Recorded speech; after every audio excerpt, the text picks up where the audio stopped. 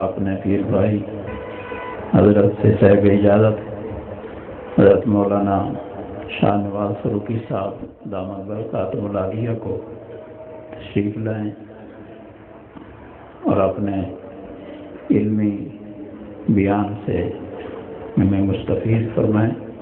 حضرت مولانا شاہ نواز فاروقی صاحب دامت برکاتہ العالیہ۔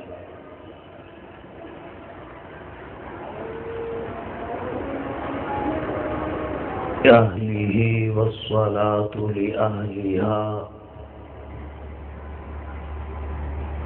أما بعد فأعوذ بالله من الشيطان الرجيم بسم الله الرحمن الرحيم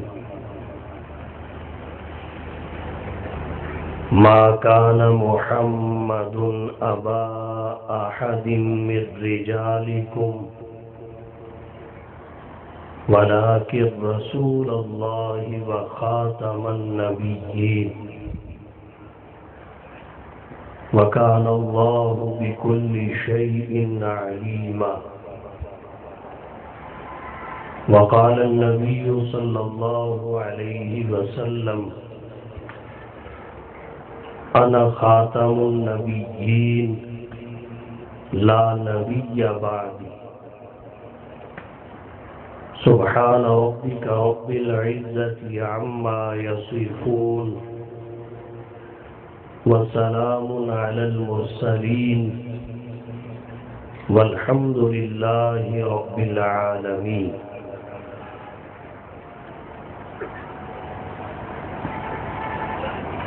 انتہائی واجب الاحترام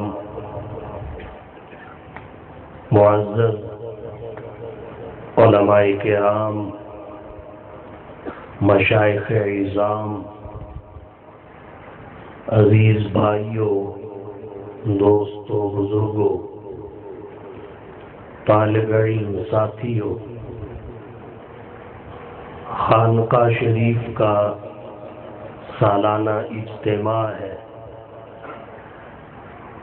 اپنے حضرت دامت برکاتہ العالیہ کی توجہ اور دعاؤں کی بدولت ختم نبوت کے حوالہ سے چند معروضات آپ کی توجہ کی نظر کروں گا۔ میں نے سورۃ الاحزاب کی 40 نمبر آیت کریمہ کو تلاوت کیا ہے۔ اس آیت کریمہ میں 4 جگہوں سے جناب نبی کریم صلی اللہ علیہ وسلم کی ختم نبوت کی وضاحت ہوتی ہے۔ نمبر 1، جناب نبی کریم صلی اللہ علیہ وسلم کا نام نامی، اسم گرامی محمد صلی اللہ علیہ وسلم اس آیت کریمہ میں مذکور ہے۔ اسم محمد سے ختم نبوت کی وضاحت آپ کے نام سے۔ نمبر 2، اس آیت کریمہ میں آپ کا منصب اور مقام بھی مذکور ہے، اس سے بھی ختم نبوت کی وضاحت ہوتی ہے۔ نمبر 3، اس آیت کریمہ میں آپ کی شناخت اور پہچان بھی مذکور ہے، اس سے بھی ختم نبوت کی وضاحت ہوتی ہے۔ نمبر 4، اللہ کے علم کامل کی حکمت اور مصلحت جو آیت کریمہ کے آخری الفاظ ہیں، ان سے بھی ختم نبوت کی وضاحت ہوتی ہے۔ بالترتیب چاروں پر کچھ معروضات پیش کروں گا۔ اللہ نے فرمایا ما کان محمد ابا احد من رجالکم، محمد صلی اللہ علیہ وسلم تم مردوں میں سے کسی کے باپ نہیں ہیں، ولیکن رسول اللہ و خاتم النبیین، لیکن اللہ کے رسول ہیں، آخری نبی ہیں، وَكَانَ اللَّهُ بِكُلِّ شَيْءٍ عَلِيمًا، اللہ تعالیٰ ہر شے کا علم رکھنے والے ہیں۔ ما کان محمد، حضور سرور عالم صلی اللہ علیہ وسلم کا نام نامی اس میں گرامی ذکر کیا گیا۔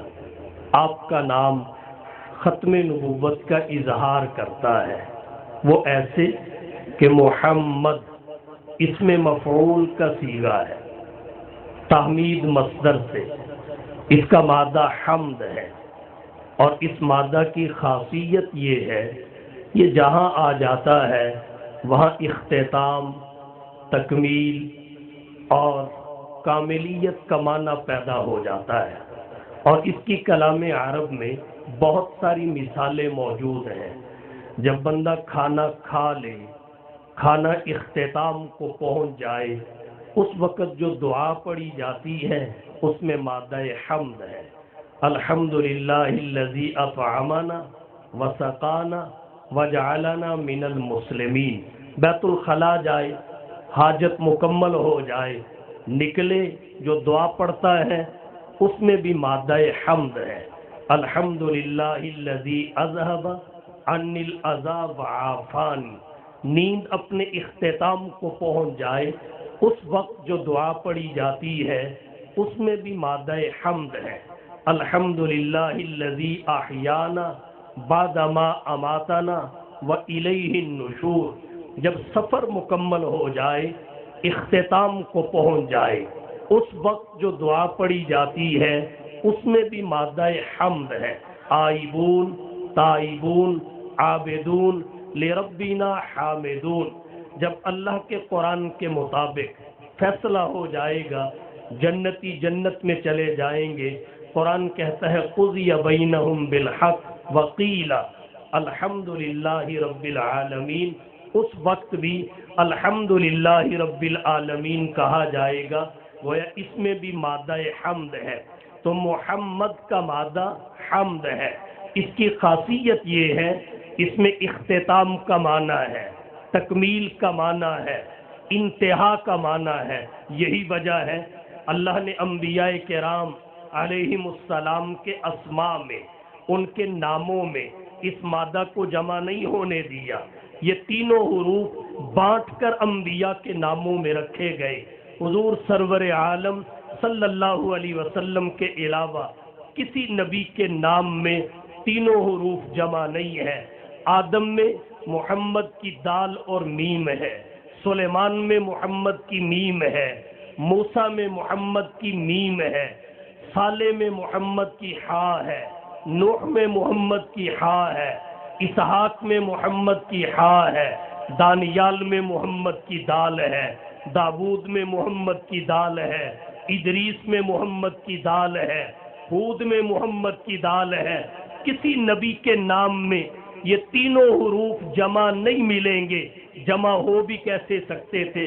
نبوت چل رہی تھی، یہ تینوں جمع ہو جائیں، انتہا کا مفہوم پیدا ہو جاتا ہے۔ رسالت کا باب کھلا ہوا تھا، یہ تینوں جمع ہو جائیں تو اختتام کا مفہوم پیدا ہو جاتا ہے۔ مگر جب حضور سرور عالم صلی اللہ علیہ وسلم تاج ختم نبوت پہن کر دھرتی کائنات پر تشریف لائے تو آپ کے ذاتی نام دو ہیں، ایک محمد ہے، ایک احمد ہے۔ اللہ نے محمد میں بھی حمد کو جمع کر دیا، احمد میں بھی حمد کو جمع کر دیا، اور آپ کا نام نامی اسم گرامی اس بات کا اعلان کرنے لگا کہ جیسے رب پر الوہیت ختم ہے، شاہ عرب پر نبوت ختم ہے۔ ما کان محمد ابا احد من رجالکم ولکن رسول اللہ وخاتم النبیین۔ حضور کا نام نامی اسم گرامی محمد آپ کی ختم نبوت کا اظہار کر رہا ہے۔ ایک اور انداز سے اس کی وضاحت کرنا چاہوں گا۔ پروردگار عالم نے پہلے انبیاء و رسول کو جو کلمہ عطا کیا وہ بھی دو جزوں پہ مشتمل تھا۔ حضور کو جو کلمہ عطا ہوا وہ بھی دو جزوں پہ مشتمل ہے۔ پہلے میں اعلان بندگی ہے، دوسرے میں نظام زندگی ہے۔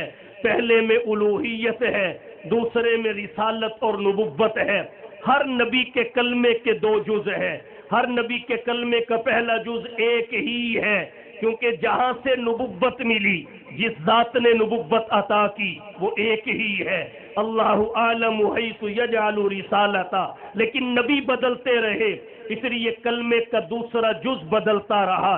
لیکن یہ بھی عجیب حقیقت ہے کہ ہر نبی کے کلمے کا پہلا جز ایک بھی ہے، بے نکت بھی ہے، کوئی نقطہ نہیں ہے۔ لیکن حضور سے پہلے جتنے انبیاء و رسول دھرتی کائنات پر تشریف لائے، ہر نبی کے کلمہ کے دوسرے جز میں نقطہ ہے، بلکہ نکات ہے، بے نکت کسی نبی کے کلمے کا دوسرا جز نہیں ہے۔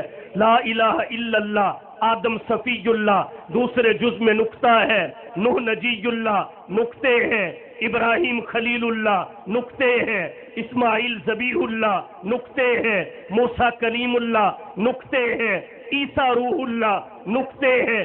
جب باری حضور سرور کونین، ساقی کوثر، شافی معشر، ہادی و رہبر، آمینہ کے لال، محبوب رب ذوالجلال، صاحب الحسن والکمال، جناب محمد مصطفیٰ، احمد مجتبیٰ، حبیب کبریاء، فخر الانبیاء، سید الورا، شمس الضحیٰ، بدر الدجا، رہبر و رہنما، لا یمکن الثنا، مکین گنبد خضرا، بلغ العلا، کشف الدجا، راحت العاشقین، شفیع المذنبین، خاتم النبیین، رحمت للعالمین کی آئی۔ جیسے کلمے کے پہلے جز میں نقطہ کوئی نہیں، اللہ نے آپ کو دوسرا جز بھی ایسا عطا کیا، اس میں بھی نقطہ کوئی نہیں۔ پہلا جز شروع سے بے نکت ہے، جو اس بات کا اعلان کر رہا ہے کہ اس کے بعد الوہیت کسی کی نہیں، اور دوسرا جز مصطفیٰ کا بے نکت ہو گیا، اس نے بتایا آپ کے بعد نبوت کسی کی نہیں۔ اللہ پر الوہیت کا اختتام ہے، رسول اللہ پر نبوت کا اختتام ہے۔ ما کان محمد صلی اللہ علیہ وسلم، تم مردوں میں سے کسی کے باپ نہیں ہے، آپ کا نام نامی، اسم گرامی محمد، آپ کی ختم نبوت کی وضاحت کر رہا ہے۔ یہاں ایک نقطہ اور عرض کرنا چاہوں گا، محمد آپ کا اسم ذاتی ہے۔ یہاں سے ایک بات اور بھی سمجھ میں آتی ہے کہ محمد بھی مفرد ہے، قرآن میں آپ کا دوسرا نام احمد آیا، وہ بھی مفرد ہے۔ اس سے پہلے جتنے انبیاء و رسول گزرے، تقریباً 26 کے اسماء مذکور ہیں، سب کے سب مفرد ہیں۔ یہ استدلال کیا جا سکتا ہے کہ اللہ نے جو نبی بھیجے ان میں سے کسی کا نام مرکب نہیں ہے، سب کے نام مفرد ہیں۔ آدم مفرد ہے، نوح مفرد ہے، ابراہیم مفرد ہے، اسماعیل مفرد ہے، زکریا و یحییٰ مفرد ہے، موسیٰ اور عیسیٰ مفرد ہے، تمام انبیاء کے نام مفرد ہیں۔ حضور کے ذاتی نام 2 تو کر دیے، مگر دونوں کو ملا کے ایک نہیں کیا کہ مرکب بن جاتا۔ تو جو انبیاء اللہ نے بھیجے ان کی نشانیوں میں سے ایک نشانی یہ ہے، اللہ نے سب کو مفرد نام عطا کیے، اور مرزا غلام احمد قادیانی کا نام غلام احمد مفرد نہیں ہے، مرکب ناقص ہے۔ پتہ چلا کہ یہ نبی نہیں ہے، غبی ہے، رسول نہیں ہے، فضول ہے، نبی نہیں ہے، متنبی ہے۔ مصطفیٰ کا نام بھی آپ کی نبوت اور ختم نبوت کی وضاحت کر رہا ہے۔ ما کان محمد ابا احد من رجالکم، اور کہنا چاہوں گا اہل لغت نے لکھا ہے محمد کسے کہتے ہیں، بہت سارے معانی ہیں، فقط ایک آپ کی توجہ کی نظر کروں گا، الذی اجتمعت فیہ الخصال المحمودہ، جس میں تمام خصال محمودہ جمع ہو اسے محمد کہتے ہیں۔ حضور کی ذات گرامی اسم با مسمہ ہے، جناب آدم کا خلق، شیس کی معرفت، نوح کا جوش تبلیغ، ابراہیم کا ولولہ توحید، اسماعیل کا ایثار، لوط کی حکمت، صالح کی فصاحت، دانیال کی محبت، یوشع کا جہاد، الیاس کا وقار، عیسیٰ کا زہد، ایوب کا صبر، یعقوب کی تسلیم و رضا، سلیمان کی سلطنت، یوسف کا حسن، داود کی لہن، الغرض وہ تمام کمالات جو انبیاء کو فردن فردن عطا کیے گئے، حضور کی ذات گرامی میں یکجا کر دیے گئے۔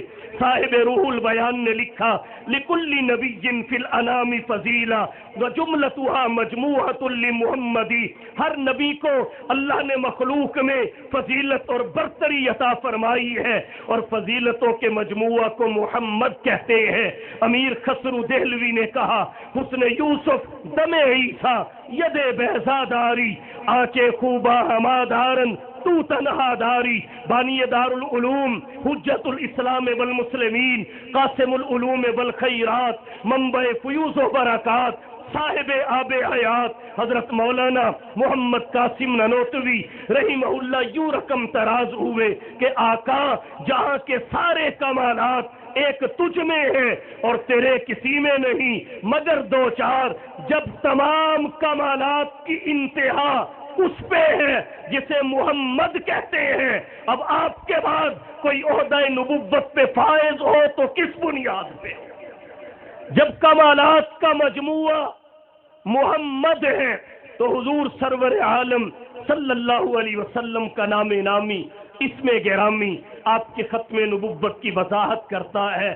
دلو رام کوسری نے کہا شہنشاہ اعظم محمد محمد، شہنشاہ اعظم محمد محمد، رسول دو عالم محمد محمد، زباں کا یہی ہے اشارہ لبوں پر، کہے مل کے باہم محمد محمد، الہی میرے منہ میں جب تک زباں ہو، زباں پر ہو ہر دم محمد محمد، اللہ غنی رونق بازار محمد، معبود جہاں ہے خریدار محمد، سنتا ہوں کہ کہتے ہیں یہی دیکھنے والے اللہ کا دربار ہے دربار محمد، کچھ عشق محمد میں نہیں شرط مسلمان، کوثری ہندو بھی ہے طلبگار محمد۔ تو عرض میں نے یہ کیا آپ کا نام آپ کی ختم نبوت کا اظہار کرتا ہے، دوسرے نمبر آپ پر آپ کا منصب اور مقام جو اس آیت کریمہ میں ذکر کیا گیا وہ بھی آپ کی ختم نبوت کی وضاحت کرتا ہے۔ اللہ فرماتے ہیں وَلَٰكِن رَّسُولَ اللَّهِ وخاتم النبیین، آپ مردوں میں سے کسی کے باپ نہیں ہیں لیکن آپ تو اللہ کے رسول ہیں، آخری نبی ہے، اللہ کے رسول یہ نبی کا منصب ہے، خاتم النبیین ہونا یہ نبی کا منصب ہے۔ یہاں بھی ایک نقطہ آپ کی توجہ کی نظر کرنا چاہوں گا، آپ کے لیے فرمایا وَلَٰكِن رسول اللہ، اور یہی کلمات آپ کے کلمہ کے دوسرے جز میں ہیں محمد الرسول اللہ، جناب آدم صفی اللہ سے لے کر حضرت عیسیٰ روح اللہ تک انبیاء اور رسول کو ملنے والے کلمہ کو دیکھیے، کسی نبی کے کلمہ کے دوسرے جز میں صفت رسول کا ذکر نہیں ہے، دیگر اوصاف تو مذکور ہیں، صفت رسول نہیں ہے۔ جناب آدم کو کہا آدم صفی اللہ، نوح کے کلمہ میں نوح نجی اللہ، ابراہیم خلیل اللہ، اسماعیل ذبیح اللہ، داود خلیفت اللہ، یوسف صدیق اللہ، عیسیٰ روح اللہ، دیگر اوصاف کا ذکر تو ہے، حضور کے اوصاف بھی بہت سارے ہیں، آپ محمد بھی ہیں، احمد بھی ہیں، شاہد بھی ہیں، مبشر بھی ہیں، بشیر بھی ہیں، نذیر بھی ہیں، داعی اللہ بھی ہیں، سراج منیر بھی ہیں، لیکن کسی اور وصف کو آپ کے کلمے کے دوسرے جز میں ذکر نہیں کیا۔ رسول اللہ کا لفظ، رسول اللہ کا کلمہ آپ کے کلمہ کے دوسرے جز میں آیا تاکہ دنیا کو پتہ چل جائے اصل میں نبوت اور رسالت کس کی ہے۔ تحذیر الناس میں حضرت نانوتوی رحمہ اللہ کا قول ہے کہ حضور کی نبوت ذاتی ہے، دیگر انبیاء اور رسول کی نبوت اور رسالت نبوت محمدی کا فیض ہے۔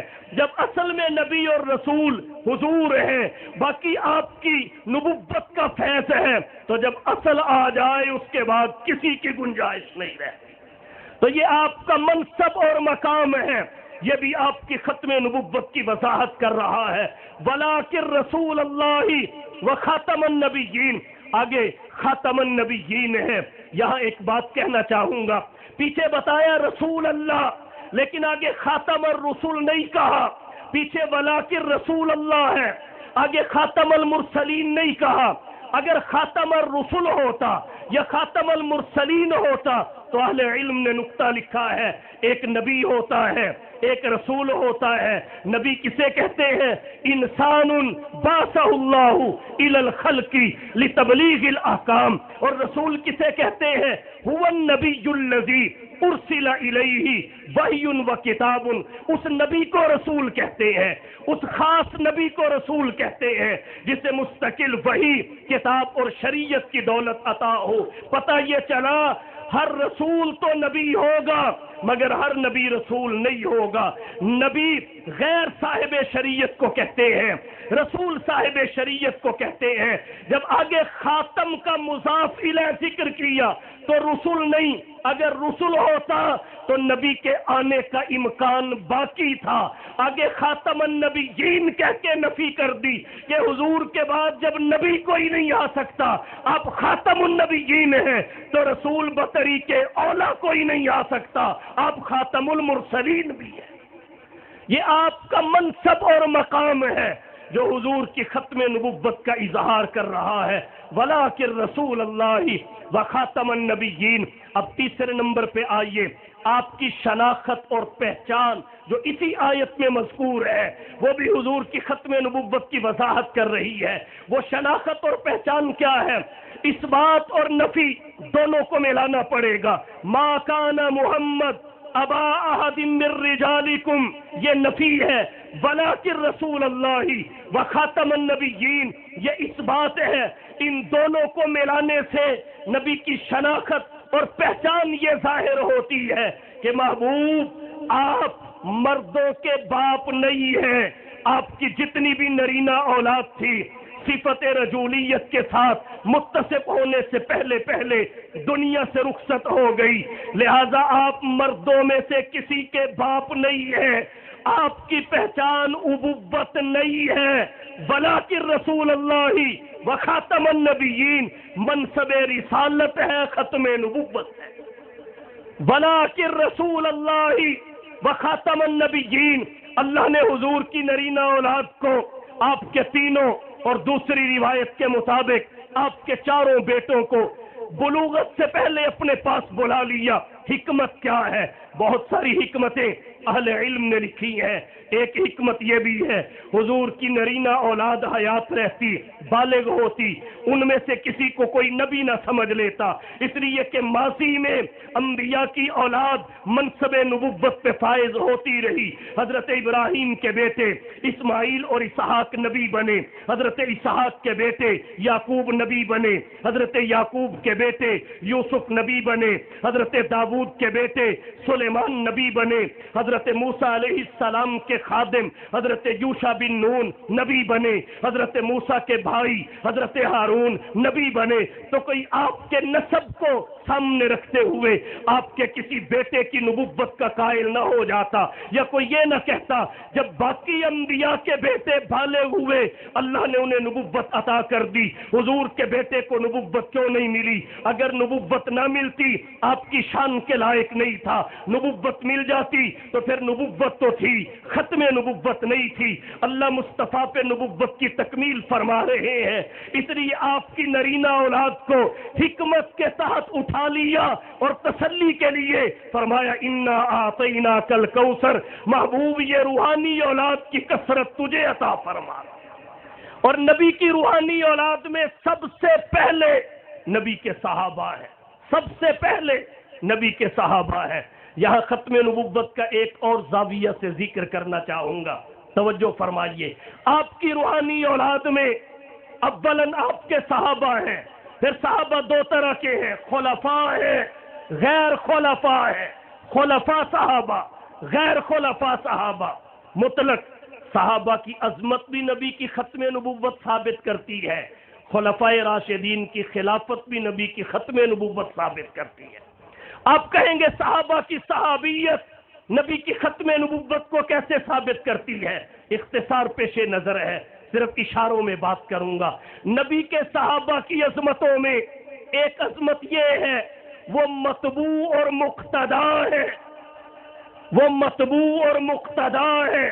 اللہ نے ان کے لیے فرمایا والسابقون الاولون من المہاجرین والانصار والذین اتبعوہم باحسان، مہاجرین و انصار اور احسان کے ساتھ ان کی پیروی کرنے والے، اور یہ احسان کے ساتھ پیروی یہاں خانقاہوں میں سکھائی جاتی ہے۔ ایمان کے بعد اسلام، اسلام کے بعد احسان، والذین اتبعوہم باحسان، مہاجرین و انصار اور ان کی پیروی کرنے والے، خالی پیروی نہیں، باحسان، کیفیت احسان کے ساتھ۔ اللہ نے فرمایا رضی اللہ عنہم ورضوا عنہ، اللہ ان صحابہ سے بھی راضی، ان کے متبعین سے بھی راضی۔ تو اللہ نے اپنی رضا کو صحابہ کی اتباع کے ساتھ جوڑا، اپنی رضا کو حضور کے بعد صحابہ کی اتباع کے ساتھ جوڑ کے بتایا، انہیں متبوع اور مقتدی بنایا گیا، اور اپنی رضا کو ان کی اتباع کے ساتھ جوڑ کے بتایا گیا۔ اب امت کی قیادت اور رہنمائی یہ کریں گے، نبی کوئی پیدا نہیں ہوگا۔ حضور سرور عالم صلی اللہ علیہ وسلم نے فرمایا اصحابی کالنجوم فبأیہم اقتدیتم اہتدیتم، میرے صحابہ ستاروں کی طرح ہیں، فروعی مسائل میں جس کے پیچھے چل پڑو گے ہدایت پا جاؤ گے۔ اللہ کے نبی نے کسی نبی کے آنے کا ذکر نہیں کیا، کسی وحی کے اترنے کا ذکر نہیں کیا، بلکہ ہدایت کی تحصیل کے لیے صحابہ کی اقتداء کا راستہ بتایا، اور یہ بھی فقط حضور کی خصوصیت ہے۔ اس سے پہلے بہت سارے انبیاء آئے، کسی نبی نے اپنے صحابہ کی جماعت تیار کر کے لوگوں کو اس جماعت کی طرف متوجہ نہیں کیا کہ میرے بعد ان کی اقتداء کرنا، بلکہ ہر ایک نے اپنے بعد نبوت کا راستہ بتایا، نبوت کی خبر دی۔ فقط حضور کی ذات گرامی ہے جس نے فرمایا اصحابی کالنجوم فبأیہم اقتدیتم اہتدیتم، اور پھر ان صحابہ میں سے خلفائے راشدین کی تخصیص کی، علیکم بسنتی وسنت الخلفاء الراشدین المہدیین، پھر خلفائے راشدین میں سے شیخین کی تخصیص کی، فاقتدوا باللذین من بعد ابی بکر و عمر، اور پھر شیخین میں سے صدیق اکبر کی تخصیص کی کہ حضور نے جمعرات کے دن عشاء کی نماز سے مصلی حضرت ابو بکر کو دے کے حضرت عمر سمیت باقی سب کو پیچھے کھڑا کر کے مقتدی بنوا کے بتا دیا کہ جیسے ایمان ابو بکر سے شروع ہوا حضور کی امت میں وہ مومن اول ہے، صحابیت کا نقطۂ آغاز صدیق اکبر ہے، ایسے ہی خلافت کا نقطۂ آغاز بھی صدیق اکبر ہے۔ تو حضور کے صحابہ کی عظمت وہ آپ کی ختم نبوت کی دلیل ہے۔ اور پھر دوسرے نمبر پہ کہوں گا قرآن و سنت سے یہ بات ثابت ہوتی ہے کہ حضور کے صحابہ ایمان اور عمل کا معیار ہے۔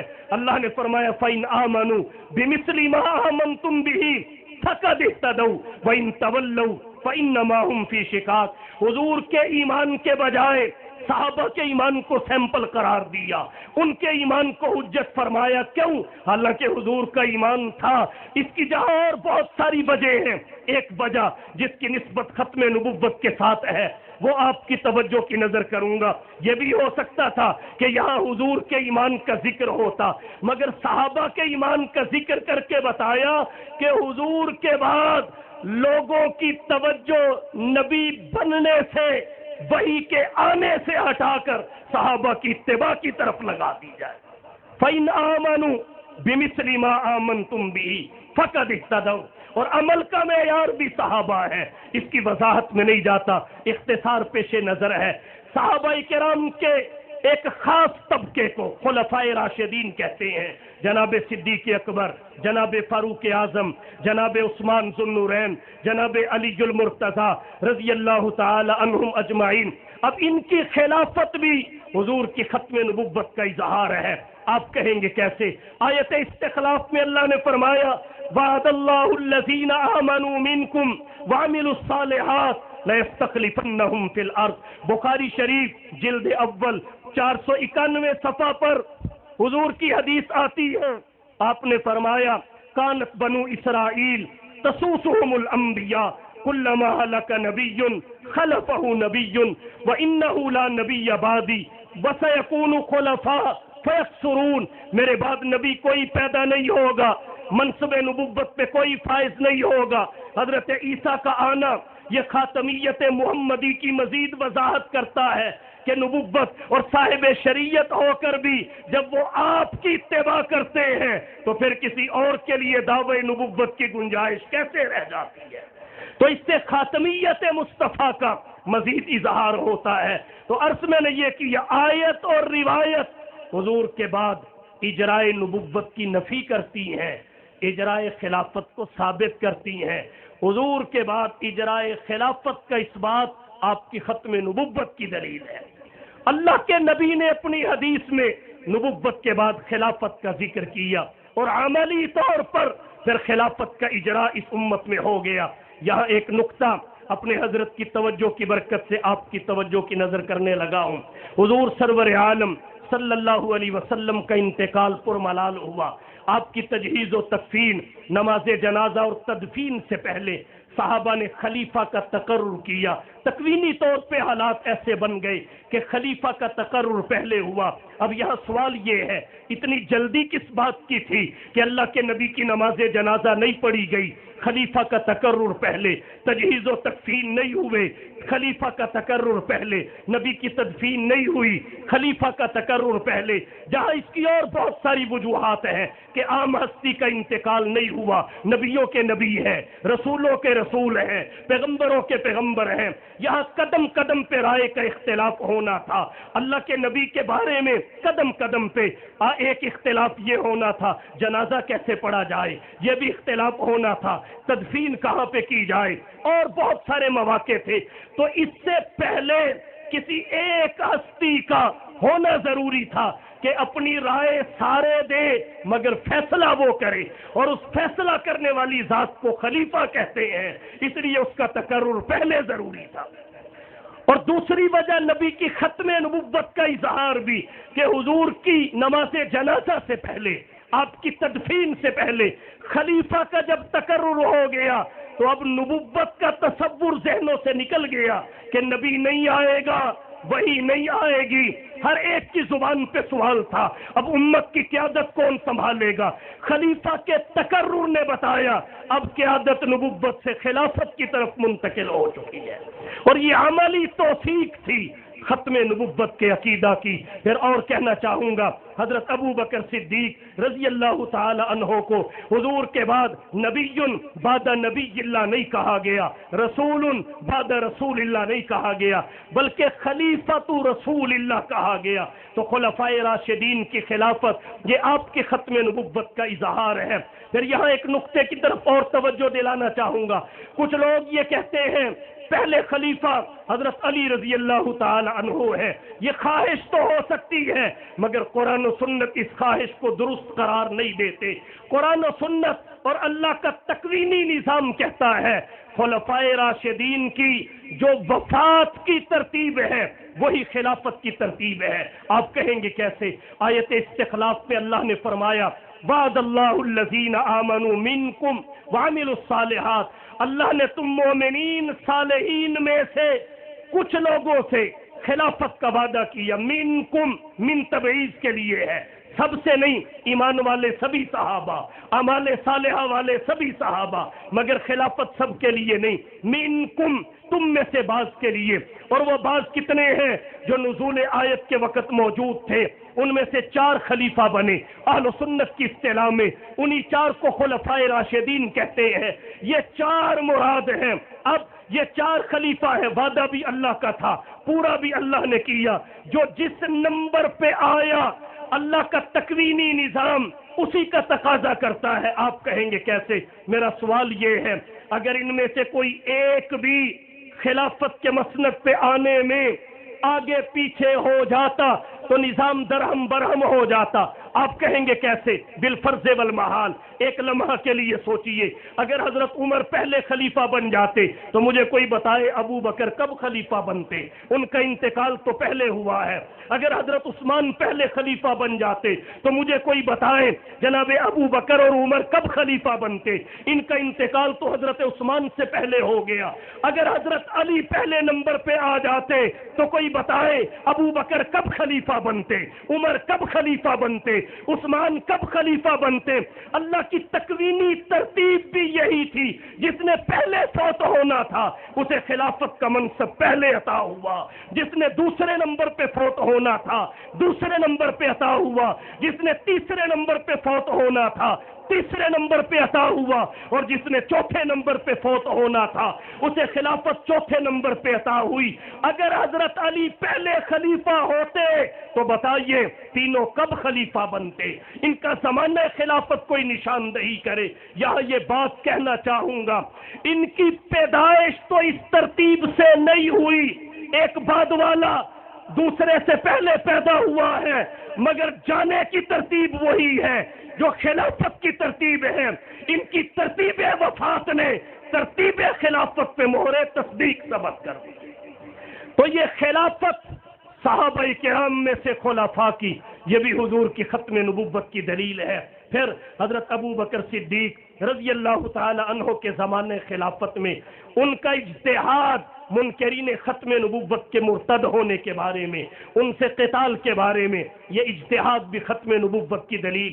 صحابہ کا عملی جہاد جو مسلمہ کذاب اور اس کے لشکر کے خلاف ہوا، دیگر مدعیان ختم نبوت سے ہوا، یہ بھی حضور سرور عالم کی ختم نبوت کی دلیل ہے۔ تو صحابہ کی عظمت بھی نبی کی ختم نبوت کا اظہار کرتی ہے، خلفائے راشدین کی خلافت بھی ختم نبوت کا اظہار کرتی ہے، نبی کا نام بھی ختم نبوت کی وضاحت کر رہا ہے، منصب اور مقام بھی ختم نبوت کی وضاحت کر رہا ہے، اللہ کے نبی کی شناخت اور پہچان بھی ولاکن رسول اللہ وخاتم النبیین ہے۔ نفی اور اس بات کو ملانے سے نتیجہ یہ نکلا، آپ کی پہچان رجال کا باپ ہونا نہیں ہے بلکہ اللہ کا رسول اور خاتم النبیین ہونا ہے، رسالت ہے، ختم نبوت ہے۔ آخری بات، اللہ کا علم کامل، اللہ کا علم محیط، وکان اللہ بکل شیء علیما، یہ بھی حضور کی ختم نبوت کی وضاحت کر رہا ہے کہ اللہ کے علم کامل کی حکمت، مصلحت اور تقاضا یہ ہے کہ حضور کے بعد کوئی نبی پیدا نہ کیا جائے بلکہ آپ کی تعلیمات کو محفوظ کر کے امت کو اسی پہ چلنے کا درس دیا جائے۔